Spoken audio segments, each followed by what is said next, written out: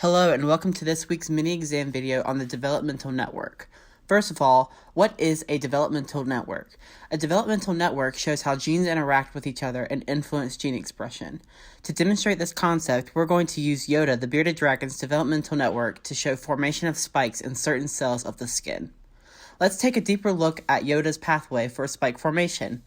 As you can see, 5 different genes influence the formation of spikes in Yoda skin cells. The arrows indicate activation and the T-bar represents regression or inhibition.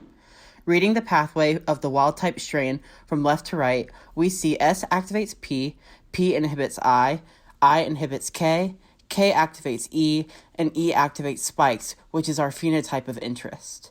Now let's look at some examples of mutations that can occur and examine if Yoda can or cannot produce spikes due to these mutations. In mutation 1, the P gene is removed from the pathway. If this occurs, can Yoda still produce spikes? No, because nothing will inhibit the I gene, thus nothing will inhibit K. Without the I and K repressors, the gene E cannot be activated to produce spikes. In mutation 2, the I gene is removed from the pathway. Using the same process we had in mutation 1, we can conclude that Yoda will produce spikes. Why? Because the absence of the I gene doesn't repress K.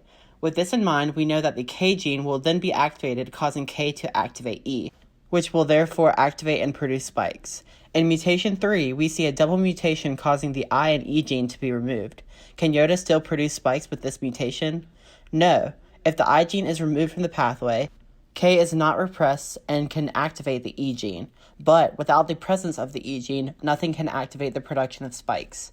Lastly, we have another double mutation causing the S and K gene to be removed. Starting with the removal of the S gene, nothing can activate P and inhibit I. The I gene can go on to inhibit the K gene, but without the presence of K, nothing can activate the E gene to produce spikes. Therefore, this mutation will cause Yoda to not produce spikes. Now, let me ask you a question. Why don't all cells in the skin have spikes, even though they have the exact same genome sequences? Because of epigenetic changes like DNA methylation, modification of histone proteins, and changes due to small RNA molecules. For example, a histone modification called Histone Acetylation can occur, adding an acetyl group to amino acids in the histone tails. This modification destabilizes DNA chromatin structure and increases transcription. Thus, phenotypic changes occur, preventing the expression of spikes in different cells. Yoda the bearded dragon is so excited to learn more about his developmental networks. Here are my references, and thank you for watching.